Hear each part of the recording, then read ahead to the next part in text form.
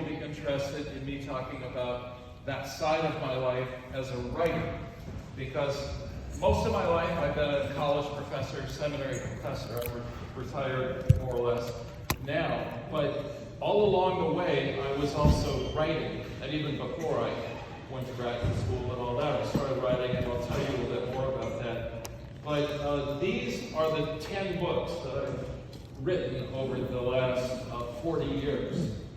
And actually it's 11 because there's a Chinese translation of one up there also. So are you impressed by what I've done?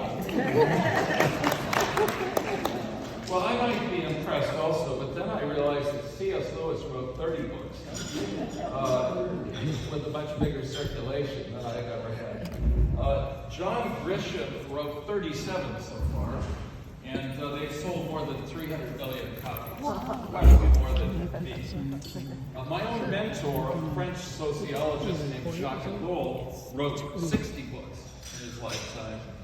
And then I read in the New York Times the other day about a Christian romance author named Karen Kingsbury, who's written 100 books, 100 Christian romance novels. I haven't read any of those yet, and they've sold 25 million copies. Whoa. So when I look at that, I'm not very impressed with my 10 books. And other humbling evidence to keep me from being proud of what I did was, I'm so happy to have my sister over here, Kit Maria, holding hand up, sitting next to my wife, Lucia, who most of you should know. And Lucia and I met in high school at San Diego High School. And in fact, about reunions, my class is having its 60th reunion in a couple of months. And she's much younger, 2 years younger than me. But I met Lucia because of my sister Kit, because how they pass out these pictures, your pictures. Every year they take a picture and then sell you all these wallet-sized copies and everything else. So my sister, I was a senior and she was a sophomore, and so I said to her, is there any chance I could have a look at the pictures of your friends? Because she had about 12 of them there. Not a very spiritual motivation. But anyway, in this deck of pictures, I saw the picture of my wife, and I was gone forever. So we're still here, and I'm still loving her. I'm still totally dazzled by the way she looks. But I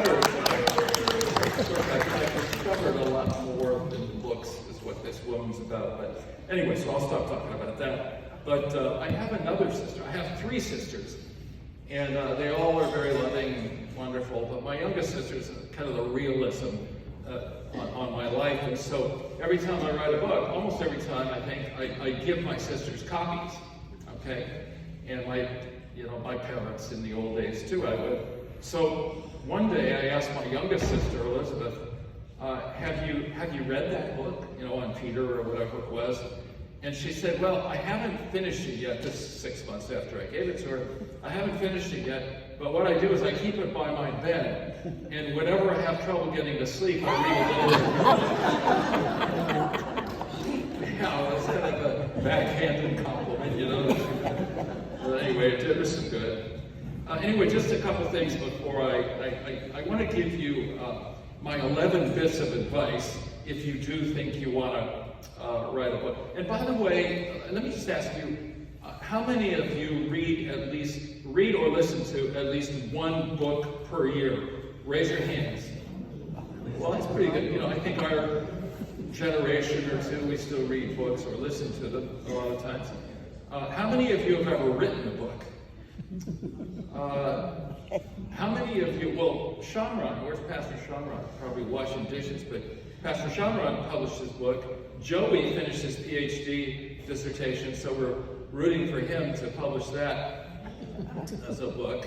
That was my first book, was my dissertation. So, and now how many of you have wanted or thought about or dreamed about writing a book? Raise your hand. Well, that's good. And that maybe my chat will be helpful. But I actually think all of you should write a book, even though you don't anticipate publishing it. It may not be that a publisher will be interested, but writing your own memoir would be an amazing thing to do. It's like, you know, in the Bible it says, you will remember all the way the Lord your God has led you through the wilderness to test you, to prove you, and to show you that no one can live by bread alone, but by every word that proceeds from the mouth of God. And he's bringing you to a good land. And you know, that's the statement I put at the beginning of my own memoir that I finished a couple years ago. It's remembering how God has led us through thick and thin over the years. And we learned some things, and to share those stories with your kids or your friends, you know, I would just encourage all of you to think about trying to write something. It may be a 30-page memoir, or it might be 300 pages if you're really old, like you know, like some of our friends here. I won't mention any names, but it could take a lot of pages, you know, in some cases. Anyway, here's my statistics. So I wrote 10 books over 40 years. So it is true, they came out about every 4 years. You know, my main job, as I say, was a teacher and a professor. I always had this traditional idea that I learned when I was a student at Berkeley and SF8 and USC, that being a professor wasn't just about teaching classes. It was about doing research and writing and advancing your field in some way, trying to do something to advance your field. And so I always viewed that as part of my job, like 1/4 of my job. Not every professor does that. And then there's a small proportion, especially in the elite universities, where they think that's their whole job, is to do research and write books, and so they're kind of lousy teachers, and they don't care about their students that much. What they care about is writing their books, and they're really writing to other scholars. And I never really wanted to do that. I didn't get into this in order to just have debates with other ethics scholars. I was always a professor of ethics, you know, trying to figure out what's right and wrong in this world. And I taught Christian ethics in theological schools. I taught business ethics in schools of business to MBA students. Like, I spent years teaching ethics to all the MBA students who went through St. Mary's College over the hill over there. So anyway, what I would say is, unlike John Grisham or those other people I mentioned, my average sales for each of those 10 books might be about 5,000 copies. Now, what I've heard, maybe somebody was just trying to console or encourage me. Somebody told me that the average book that's published sells 1,000 copies or less. So mine sold 5,000 copies. So I felt pretty good about that, although I still wonder, you know, what was the impact. But I'll tell you more about, you know, I'm not writing in order to rack up big sales. That wasn't my thing. But anyway, if I sold 5,000 copies per book for 10 books, that means my total sales are around 50,000 copies over 40 years, okay? And you have to figure, an author makes about 10% of the cover price. The publisher who puts out the book, they make 50% of the cover price. And then the book dealer, the retailer, makes about 40%. And then the author makes about 10%. Now, if you're John Grisham, you can negotiate a better deal. But if you're me, you know, you got to be happy with 10%. And so, okay, so you figure I have 50,000 total sales times an average of $2 per copy, because probably the average cost of my books was about $20 a pop. Now maybe a little less than that, because I know some of my books earlier on would be, you know, $10 or $15 back in those old days, you know, in the earlier days. But anyway, let's just say it was that. So what that means is, for doing all these books, my total income was around $100,000. Now I'd like a check for $100,000. But when you spread it over 40 years, you can see that you can't live on, I couldn't live on my books. So actually one year when I was in between jobs, I asked Lucia, how about if I be a freelance writer this year? And she said, forget it. We can't live on $4,000. Anyway, my wife has been a great editor and helper in all my writing and translator, so I don't need to put that down at all. She was right. And when I wanted to do that, by the way, instead of taking a year off to write, I accepted a call to be interim senior pastor of University Covenant up in Davis. And I had 2 of the best years of my life. playing pastor for 2 years before I went on to teach at North Park, our Covenant college and seminary back in Chicago. So it was all good. Anyway, on your table somewhere, there are 2 documents. One of them is a two-sided color thing, which is a summary, a list and a summary of all 10 of my books. I'm not going to give you summaries of these things.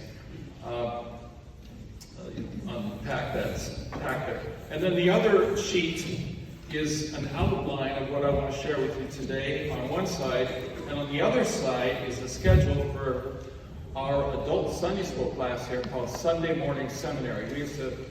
Sunday morning study. We used to call it the Bereans class, and in order to draw a bigger crowd, because we didn't just want to be old people, we wanted to draw a bigger crowd, so we called it Sunday morning study. The result of our effort was an increase in 0% in our attendance. So, anyway, it doesn't matter. But you are invited to come. We meet in the fireside room right down here. And we'd love to have you join us. And it's at 8:30 on Sunday morning. But you know what? When we get older, we can't sleep in as late. We go to bed earlier and get up earlier. And 8:30 is not that early. And so we would love to have you join us every Sunday to study with us. We study biblical books. We just finished a series on Jeremiah. And we're doing 3 studies in Luke coming up. We have several different teachers. And we just share a little bit, pray a little bit, and then try to learn by engaging with the text. Catherine, did you? And we're also on Zoom. Good reminder. We're also on Zoom. So anyway, let Catherine know if you want to be. We would just love to see you on Sunday morning. Get you part of this. And also, by the way, this coming Sunday, because I can't talk about all these books, I will be the teacher on this Sunday morning at 8:30 in the fireside room. And there I am going to go through these books and say, this is why I wrote a book on Peter. This is why I wrote a book called The Opening of the Christian Mind. Here's what I was trying to do at that particular time in the 80s, etc. So anyway, let me begin then by talking about 4 biblical texts that have to do with books. The first one is really kind of ironic, isn't it? It's from Ecclesiastes. Of the making of books there is no end, and much study is a weariness of the flesh. The really true thing. So, and it is a weariness of the flesh to do much study, but this doesn't mean it's worthless. And it doesn't mean that we should try to end the making of books, but it is kind of that kind of droll realism of Ecclesiastes. And then I love this statement at the end of John's Gospel where he says there are many other things that Jesus did. If every one of them was written down, I suppose that the world itself could not contain the books that would be written. Isn't that interesting? So we've got this wonderful Bible, who we just love this book, read it over and over and over again throughout our lifetime, and never gets old. But just think, there's twice that much. And I guess we'll have to wait till we get to heaven and go in the library and get out these other accounts. Or maybe Jesus will give us some lectures and tell us, here's some stuff that wasn't included in the Gospels. But I just love this kind of reference to all of this. And then I love these statements, one by Paul and one about Paul, who's the main writer of the rest of the New Testament. When you come, he says to Timothy, bring the cloak that I left with Carpus and Troas, and also the books, and above all the parchments. So you see, Paul, he was a kind of scholarly guy, and he read, and this is in the New Testament, how important it was to him to have those books, to bring those along. And then I also love the statement by Peter, fisherman Peter, wonderful guy. I wrote a book about Peter actually one time, but he says, our beloved brother Paul wrote to you according to the wisdom given him. There are some things in them hard to understand. And that's the truth. That, Paul is so deep sometimes, it's hard to understand. And so, not all books are just going to be real simple evening reads. Some of them are going to be harder to understand, including even in our New Testament. So, I have now a list of the beginnings. I have one slide here that's really the background to my writing books. And that is I can never stop writing, partly because I was assigned. And so this is kind of the early part of this thing, was when I went to school. And so, I went to school over there in San Leandro all the way from second grade, or first grade, second grade through 12th grade. And I'm so thankful that I was told to read. I got assigned to read and to write. I wrote term papers and I got writing essays. It's so important for our kids in school to do a lot of writing like that. By the time I got out of high school, I had a stack of papers this high from all I had written in junior high school and high school. And then on top of that, we write by our letters and our correspondence and now email. I'm sorry, I'm glad for how easy it is to use email, but I also don't keep emails. I don't print them out and save them much, and I can't stand having 1,000 in my inbox. But over the years, when I wrote letters, I write letters back and forth, and sometimes to other Christian pastors or leaders or friends, and I interact with them about, what do you think about predestination and freedom, this kind of thing. And I would have this kind of correspondence. And so even as a kid, I'm a high school kid and then a college guy, I was writing back and forth and to my mentor, Jacques Ellul in France, and others. So Francis Schaeffer, I exchanged letters with Francis Schaeffer, if you remember that name at all. So, and then in university, the school thing continues. I was a history major at Cal, and so every class I ever took, I had to write papers and essays and this kind of thing. At SF State, to do my master's degree, same thing, seminar papers. And then at SF State, I wrote a 130-page master's thesis. So you could say that was like my first book, really, book-length project. It was called The Problem of God's Role in Human History.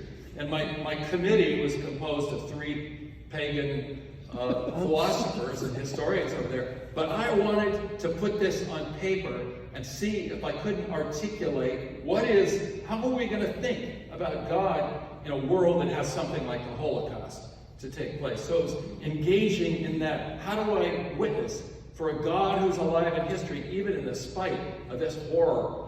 How do we deal with it? So of course, I learned something long ago. I don't just argue with my professors. I find other thinkers to do the arguing for me, and I piggyback on them. So I studied 6 thinkers who'd written about that. And then at USC, same thing. 10 or 12 seminars, 30 to 50-page paper each time.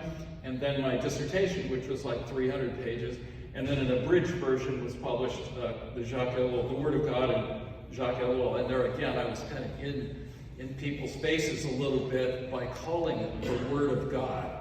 I didn't want to just say religious studies and no. I'm gonna put it out there, the Word of God in the ethics of Jacques Ellul, that kind of thing. So anyway, those are the formal things. The informal things included when I was 20 years old, I started doing a ministry. I created a ministry out at the Alameda County Juvenile Hall, and I went out there every Sunday for 5 years, preaching and teaching Bible studies and stuff. And I wanted to hand out a paper to the people, 300 kids who I was speaking to every week. So I looked at the traditional Sunday school stuff, and I found that all of it by David C. Cook and Gospel Light, they were the main producers. They all had pictures of a white Jesus. And I'm not going to pass something out like that. It's historically inaccurate, and 80% of the kids I'm working with are black. So I'm not going to do it. So I bought a mimeograph machine, some of you might remember that word, and I began writing little articles about Malcolm X, about anything, about Edwin Hawkins. I wrote articles and about biblical themes and stuff like that. I did that for 5 years. And I call my little publication Straight to You. So again, it's like I wanted to communicate so bad, and it didn't exist, so it was a need that I wanted to. But think about the practice, what kind of practice that gave for me. And then I've had these other things. Some of you know I was part of this thing called the Christian World Liberation Front of Berkeley with Keith Chris and some of you. And so I began editing and then writing a lot for Right On magazine, which became Radix magazine. I wrote 50 different columns called The Radical Christian, by which I meant radically rooted in the teaching of Jesus. I didn't mean radically rooted in the left, to say nothing of the right. I meant rooted in Jesus Christ and not just dealing on the surface or culturally. Then I got involved in the Jacques Gill stuff, and I started a couple of other magazines, Ethics Magazine and then the Ethics Zine Monthly, and now with Keith and Bonnie, the 313 E-Zine. And you can see in all of these things, I'm writing constantly. And I'm just fired up and motivated because there's a message to be communicated. How can we effectively and winningly communicate the gospel, or communicate something that will help people to run a more ethical business, treat their people right? Well, that's only some of it. Because over the years, I've done hundreds of book reviews. Because I read all the time, and I love trying to summarize and analyze and promote some of this stuff. Dozens of interviews that I've done, dozens of professional journal essays, that's the academic stuff in both English and French. I've written, helped a lot of places to write their company code of ethics and their ethics training programs, including Swedish Covenant Hospital, right next to North Park back there. And organizational articles and bylaws. I've helped start some organizations, so I'm often the person who drafts those kinds of things, and minutes and planning documents, promotional things and advertisements, and hundreds of sermons and conference presentations. So I'm not talking about quality here, I'm talking about quantity, and I'm saying this is how I move forward in my life as a writer. Now, a book is composed of chapters. And so to write a book is an intimidating thing, but what you do is you have to think, no, actually it's composed of chapters. So you outline it, figure out what it's going to be, and then write those shorter pieces, and it's like massaging a piece of clay until it finally makes sense as a whole. So I want to, if I get this to advance, I have 11 lessons, and I realize I have like 11 minutes, but here are my lessons. The first, for a wannabe writer, or your kid who wants to be a writer, first of all, is to read a lot. Because, we learn what good literature and bad literature is and the wide range by reading. And so especially if you want to write a memoir, read a bunch of memoirs by other people and see what they say. So read widely and read attentively to style. And then secondly, write a lot. And here again, I gave you examples of correspondence, and I would also say, create a journal. A lot of you, some of you anyway, probably have a personal journal that you write in. And some of you may have correspondence with friends where you share ideas with them. But I would say also, if you're really interested in writing a fictional story, write up the story, and share it with friends. But just the act of practicing this all the time. And then the third thing is, this is really important, have something to say. So you can't just say, I want to write a book, I want to be an author. No, well, what are you going to say? What do you have to say that you have to say, and people they need to hear, or they want to hear? So have something to say. Well, where does this, it's a story that must be told. A story that's in your mind that must be told. A message that must be articulated. It's an absence that needs to be filled. It's a mistake that needs to be corrected. It's an opportunity to pursue. So it's those kinds of motivations. It's like I write about Christian ethics, first of all, because I love God and I love what the Bible teaches, but it's also because I think a lot of Christian ethics books are mistaken, or at least they're weak. I think they look a lot more like modern philosophy plus Bible verses. But it's really the modern philosophy, the philosophy of the Enlightenment, that has driven the structure of the book. It's not looking at it the way the Bible itself raises issues of right and wrong and good and evil and all that kind of thing. So I'm writing because I think there's a better way, a more biblical way, and I want that to be taught in our churches. I want it to be preached. I want people to understand that when they're saying, what are my values as I go out to work? And I think what we need is some of these kinds of things. Originality, when we're in graduate school and we're thinking of a thesis or a dissertation, The requirement is do some original, make an original contribution. Now, it may be a small thing, but still, we want originality. Don't just repeat what other people have done, but make a contribution. Help us get better in our field, in our understanding of this topic. Well, any kind of writing is going to take that. I personally, Gill, you can hear it in my voice maybe, I believe it takes passion. I believe you need to have a passion for doing this. It's not just about dollars. It's about a message-oriented passion. And by the way, one of the worst words today that I hear is influencer. You ever hear people talk about this is an influencer? And actually, one of my grandsons, he wants to be a social media influencer. Well, my message is influence for what? In what direction do you want? Do you just want to do anything you need to accumulate fans and followers, or do you actually want to influence people in a certain direction? So it's not just about becoming an influencer. It takes originality, passion, knowledge, wisdom, humility, humor, authenticity. These are the kind of things that I think are really important in having something to say. Come on, baby. Oh, there we go. Okay, the fourth point out of 11 is know your audience. Okay, and this is something, you know, that I had to figure out is my audience is not John Grisham's audience, you know, and I can't, and I'm, Tim Keller's audience is not mine either, or C.S. Lewis. I mean, I have to find out who is it who I can communicate to, who hears and is helped. I have to write for my audience, and so, you know, in my case, I would say I'm not primarily writing for other ethics scholars. Now, when you do the PhD thing like Joey and I have done, we have to write for other scholars to earn our spurs. So we have a certain requirement to write scholarly articles that are going to be reviewed before they're published, and we're going to get pushed back by people who disagree with us. And that's all good. I welcome that kind of thing. But on the other hand, there are professors who spend their whole life doing nothing but speaking to other scholars, and I never wanted to do that. I want to win my credibility as an ethics scholar, but no, I want to talk to the people. I want to speak to people, to thoughtful people who read books.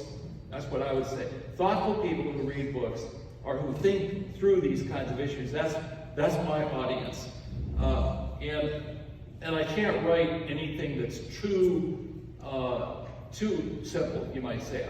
I just can't think in comic book terms. You know, I want to make an argument. I have to. There are you know, sometimes we say that there are some authors where there's one idea per book. There's one great idea in the book. There are other authors where there's one great idea per chapter. And then there are some authors where there's one good idea per paragraph. That's me, I think. I'm the one got one idea per paragraph there. But there are others who are scholars where there's one idea per sentence. This is the slow read by some of these deep thinkers like Alistair McIntyre and some of these people. So, you know, you have to figure out, you know, what is your audience? My audience is people who are interested in discipleship, people who are interested in ethics, people who are interested in the Bible, and then people who apply these ideas in the business world, in the working world, or in the technology world. Those are the kind of arenas where I try to, not so much in medical ethics or journalistic ethics, this kind of thing, not so much in political ethics, it's in business and technology and ordinary working people's lives. That's what's been my audience. And then the next thing is to find your voice. This is like finding your style. And I would say, you know, one of the things is I couldn't paint a picture to save my life like Barbara Harrell. But I also couldn't write a poem to save my life. I mean, I love singing good hymns, you know, that's poetry. I love it. But I couldn't write one of those. I just don't resonate with that kind of thing. I'm not a poet. I admire people who are, but I'm not a poet. I also can't write fiction. You know, my grandchildren, well, my children, and then my grandchildren after them, I used to entertain them with made-up stories when they went to bed. And some of these are legendary in my family about the green monster and some stuff like this. And I used to make up these stories, these yarns while they were going to bed and stir them up so they couldn't. I didn't really want to do that, but also they didn't go to sleep while I was yammering about it. But anyway, they've often told me, Grandpa, you need to write that down. You need to write that down, and then I'll write illustrations in your book. Well, maybe someday I'll try to do something like that. But anyway, generally speaking, I just can't write fiction. But how did I acquire my voice? And I would say, when I first started writing, I actually sounded a little bit like my fundamentalist sectarian teachers back in the Plymouth Brethren back in the 50s and 60s. When I wrote about the faith, I tended to sound like some of the stalwarts in the Christian tradition that I was in. But then Berkeley happened, and actually the juvenile hall happened. As I say, I was reading Malcolm X and all these things. I began to change my style a bit. But the counterculture, with Keith again, back in the 70s, and I think, I know, I'm embarrassed by some of the stuff I wrote because I used this kind of hip language, and this kind of thing. I sounded a little bit like Bobby Seale, or I sounded like, the other hipsters at the time. And now I'm a little embarrassed. I don't want to show you any of my articles that I wrote back then. But then I was really influenced by this guy, Francis Schaeffer, who was writing this kind of intellectual defense of the faith, but he had a very kind of idiosyncratic way of talking about there is no there, all this kind of stuff. And so I began sounding a little bit like that. And then when I discovered my French mentor, Jacques Ellul, I began writing. I know I must have sounded a little more like him. But after going through all these, I probably sounded a little bit like Earl Palmer, the pastor of First Pres Berkeley, or J. Alfred Smith at Allen Temple. These were my pastoral heroes in those days. But in the end, I realized I kind of found my own voice. So I don't sound like any of them when I write. I sound like when I write, I sound like what I talk. Now, I don't have the same kind of herky-jerky style when I write, but many of my readers will tell me, David, I can just hear you talking. I can just hear you speaking when I read your books. And so, you have to find your style that really fits you and helps you be articulate about all of this. And by the way, one side note I wanted to say was learn how to type. Okay, now in high school, I took all these college prep courses.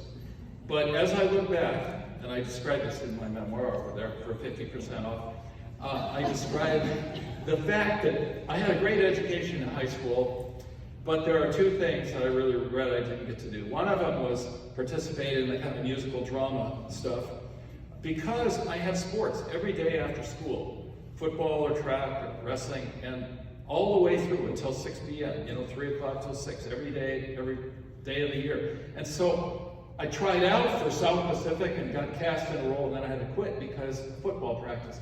And I just always regretted, I wished I could have done that. But the second thing is more serious, and that is I never took a typing class. And so all of my books, all 10 of my books, and all of those things you saw in there, I have typed with one finger. I know it's incredible, and it's embarrassing, but I'm one of the fastest punt and peckers in the world. I actually took a typing class when I was back at New College Berkeley, and I was going to hire a new assistant, so these candidates all took the typing class and had 90 words a minute or something. So I said, I think I'll take that typing class. And I typed 35 words a minute with my index finger. If I ever get an entry, my writing career is over. But I'm still doing it, did all these slides and everything else with one finger. But I actually have been very embarrassed, and when I was a professor, I would, whenever I had to type, I closed the door to my study because I didn't want people walking by to shame me about my thing. Anyway, okay, the next thing is find your rhythm and find your space. Because you can't just write in the midst of chaos. I mean, you could maybe a little bit if you put some headphones on or something, but we need to, as a writer, you need to find your rhythm. Some people have said, look, I write 1 hour every day, no matter what. I'm going to go in, sit down on my keyboard, and I'm going to write for 1 hour every day. I've also I've read about some of the great intellectuals and writers, and what they do is every morning they get up and write for 4 hours. So by noon, they're done. They work for 4 hours. At noon, they stop, they have lunch at the pub. I'm thinking, this may have been C.S. Lewis, but Winston Churchill and some other people like that. They would go have lunch at the pub, at noon, and then they'd come home and they would take a bath at 2 p.m. And then Winston Churchill put on his silk pajamas every day, unless Germany was actually bombing London at the time. And he'd get in bed and take a nap for 2 hours. And then he'd go out for a walk for an hour or so. And then he'd go back to somebody's house or a restaurant or something. And they'd spend the whole evening smoking cigars and drinking champagne or whatever and talking about life. But every morning they wrote for 4 hours. Now, that's not my plan. I can't do that. And I have tried writing for an hour every day, but I'm more of what you call a binge writer. So I do piddle at things, but I'm all through the year, I'm taking notes, I'm reading, I might type out a couple ideas, but I've got an idea in my head of where this is going, usually what kind of book I'm thinking about, what the outline is, and I'm taking some notes. But sometimes I'm not taking notes, I'm just keeping the books aside and I dog-eared some pages where I'm going to go back to find those quotations. And then at a certain point, I then go away for a week. Now I don't always do that now, but throughout my career, a lot of times, because we had kids at home, and there was just a lot of movement. So I would go away for a week. I had friends who had a place up at Tahoe Keys. I went up there and basically wrote my dissertation and a couple of books up there in week or 10-day things. And then I got up to Bodega Bay and I found a place up there. Some former students of mine, one of my students at the New College, said to me one day, she was 90 years old. Her daughter was actually the student, but she would come to class and she said to me one day, "David, you look exhausted. I have a place up on the coast of Bodega Bay where I used to live until my husband died. But if you'd like to go up there and take your family and have a break, you're perfectly willing to do it." Well, anyway, that led to, it really wasn't a good place for family vacations because it was fronted by a very dangerous Highway 1 and the beach wasn't really a place where you could play. But I used this for writing retreats. And this is the worst case, but a lot of times when I went up to Tahoe early on, Lucia would pack up a bunch of food for me, and so I'd have this big box of food and take a small plane up to Tahoe and then trudge through the snow or have a taxi take me through the snow to this place. And then I'd get locked in for the next 10 days. And the first 2 days, all I did was eat everything in the box of food. And then by the second day, I'm sorting my paper and research around there. And by the third day, I'm writing.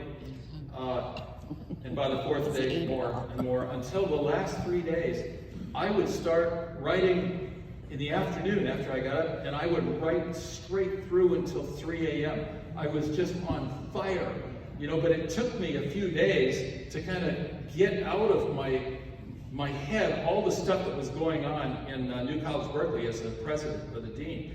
But I found my space. I figured out this is how I can operate and be effective. So we have to find a space. We have to find a rhythm to how we're going to do this. Okay, the next idea is to road test. So I can just say simply here, it's when we're writing and when we're in the process of doing this, we want to share our ideas in lectures and classes, essays. And I would say everything that I've written is something that I also have taught. And so, in fact, my book on Peter, if you read in the front of it, you'll see that I credit First Covenant Church because I did teach a 13-week adult education series in 1979 here on, and those became the 13 chapters. They weren't ready to publish then, but a few years later, 5 years later, it was a book. And so road testing your ideas is really important. It's important to have a group of like minds who you can say, I'm thinking about writing a story about this. Or could you look at my poetry? Or could I share this? So a road test. And then next is kind of the same thing. Whoops, let me go back here. Where is this? Okay, sorry. Okay, get critical and constructive feedback. Now this is taking it a little bit more serious.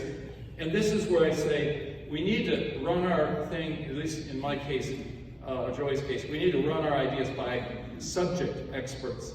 So if I'm going to write on Peter in the New Testament, I know a lot of Greek, but I'm not a Greek expert. So I make sure that I send my stuff on the New Testament to somebody who is a New Testament expert, you know, a friend of mine or something.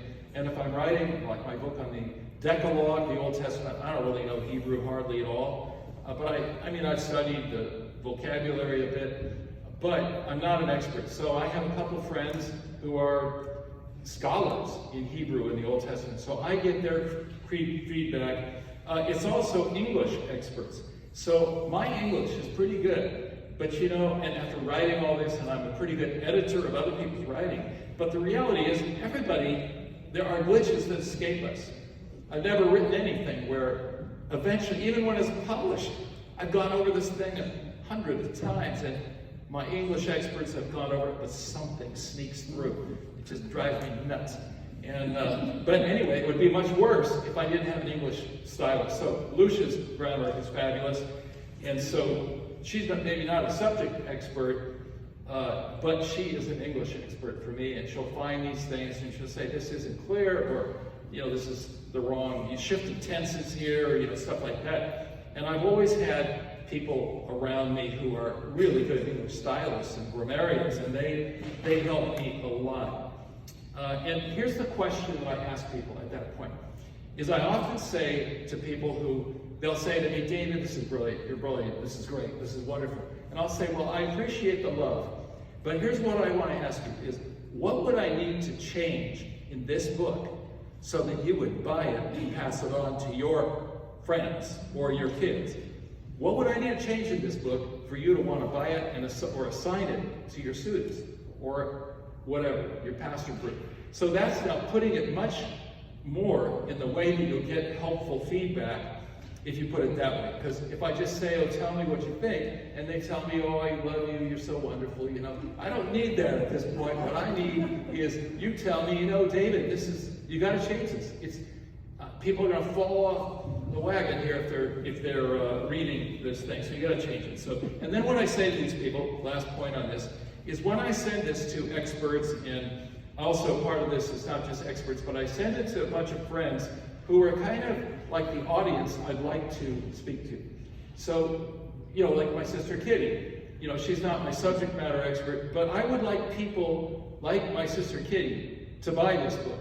So I'm going to send it to people who are not scholars, but they're thoughtful Christians, and say, what do you think about this? Is this really going to be helpful? So it's getting that kind of more critical feedback that's helpful. And then what I often say, you know, when you look at my books, you'll see, especially the later half of the books, there are tons, dozens of people saying, this is a wonderful book, I wish it had been written when I was young, or, you know, stuff like that. These are what we call blurbs, you know, like cover blurbs to promote the book. Well, when I first wrote books, the publisher would send out, they might ask me for suggestions, but they would send out and solicit these promotional blurbs. But what I learned long ago when I was watching what other people do is I'm going to solicit some too. So I would send it to these people and say, would you give me some critical feedback? What do I need to do to make this book good enough for you to want to give it away for Christmas presents or whatever? But I say, and you know what, if you feel really strong and good about this book, I would appreciate it if you feel like you could write me a 25-word cover blurb, promotional blurb. And if you send it to me, I will probably edit it because, you know, so you don't need to have it perfect, but I will send it back to you to approve. I won't change your wording without your approval. And so that's the way. I have 30 people, and they're from all over. They're scholars, they're teachers, they're ordinary people in my books, is by asking for blurbs from that critical, constructive feedback. The next thing is draft and redraft. Well, you know this. you can't just sit down and write a book, at least I can't. And so it's a matter of continually upgrading. Now this was rough before computers, because I did type a copy, and then I scribbled all over it and everything else, and then finally I'd type another copy, and maybe that's the one I would send out, and then I would type a third copy and submit that to the publisher. Now, I bet I do 30 versions, because I'm constantly going back and tweaking, redrafting, correcting stuff, and that's just part of the game. And I'm sure that's true if you're writing a fictional story or anything else. But sharpening up the content and the format. 10th lesson is about finding a publisher. This is hard, but here's what you do: is you go to Barnes & Noble or go to a bookstore and go to the place where they published romance novels, or where they published menu books, or whatever your general field is. You find that section, and then when you look at these books, you look at who are the publishers of these books, because I want my book to be in this subfield. So you go look at who are the publishers in this field, and those are the ones who you write to. Now, when you do this, all these publishers have a process where you can submit a proposal. And so you go online to this publisher and they will say how to submit a proposal. You give them a name, you describe yourself in a paragraph, you give an outline of the chapters, and then maybe you attach a sample chapter.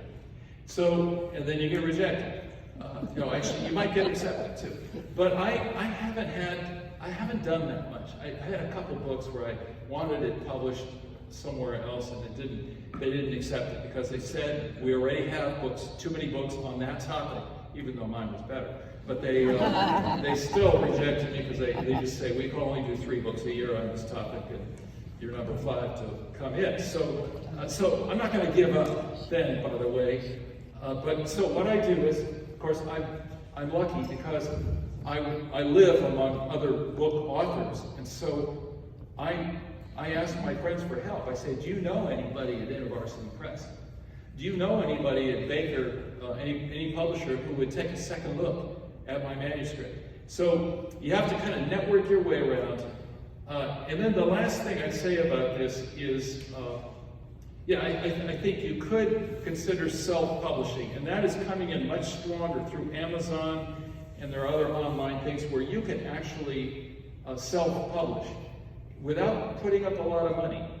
There are publishers where you can put up some money and they will publish your book, but there are others, and it might cost you $2,000 or $3,000, something like that. But there also are programs on Amazon, I think, and elsewhere, where you can do it pretty inexpensively, and you can make enough copies to give to all your friends and all your Christmas list. Make 200 copies or something. So that's the publisher talk.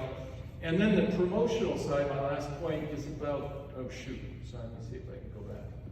Well, I can't. But the promotional side is when you do something like this, if you have any ambition to expand your readership, you need to be building your own network, okay? And that means, I know it's ugly, but to have more Facebook friends, or to do something to build your address file in on your computer. And I'm a former professor who had hundreds and hundreds of students over the years, so I have 1,600 Facebook friends who are going to hear about my books, or at least I hope they're hearing about it. And then I also am part of some other organizations where I can send out, not my book, but a blurb or a sheet about my book. And so I don't like social media beyond my minimal use of Facebook, but there are ways to promote your work by sharing it with your friends, building up a list of friends that you can tell about your book. Another thing is to send sample copies to publications and reviewers. Send sample copies to somebody who might use them. So if they have a book group, they might be interested in what you've written. And creating promotional flyers, giving discounts, like the big 50% discount I got right here, which I talked the publisher into giving. Also to present your thing in book clubs. You know, if you're really interested in this, you should be part of a book club or form a reading club and writers club where you can share with each other. And then in the end, what I say is accept reality with gratitude. You know, my books are not massive. I'm not asked to be on talk shows all the time. I've done some of that over the years, but been interviewed quite a bit about some of my books, but not now. I mean, I'm totally forgotten. You know, you're my fans, right? No, I don't even listen to that. But you know, I don't have students. I'm not on the faculty. I don't have a platform. And so, what do I think about all of this? And what I think is, thank God. I am so glad that God gave me the ability to write in a way that helps people. And if I don't have millions writing me back, I'm so glad for the dozens and even hundreds of my former students who will write back. I just hear from them every once in a while, and they'll say, you know, I was just looking back at your book on the 10 Commandments, and it changed my life. And it's part of my sermons, or it's the way I'm trying to manage my business or something. It just takes a few of those, and I think, I'm so glad I got to do that and just help some of these people. But so, you know, ultimately, I'm not writing for sales, good thing. I'm writing for God, because I think God has called me to do this, and I want to put my shoulder behind it with all my might. I'm also writing for myself, because to write clarifies my thinking. I've often said, you know, when you write, you know it's going to be stuck on paper there for a while, and so you're careful, because you can't just modify it right away. But when I'm talking, I can modify everything. You know, I can change course and everything else. So they go together, because when I write about something, it helps me discipline my thinking. So it makes me a better teacher, because I discipline my thinking about the Decalogue or the Beatitudes or something like this. But teaching it enlivens my writing. So the more I teach and share these ideas by speaking and teaching and interacting with people, the more lively my thinking is in my writings. So the discipline and the life kind of help each other in that way. So it helps me. And so anyway, that's all I got to say, but I'm going to stick with it. So thank you very much.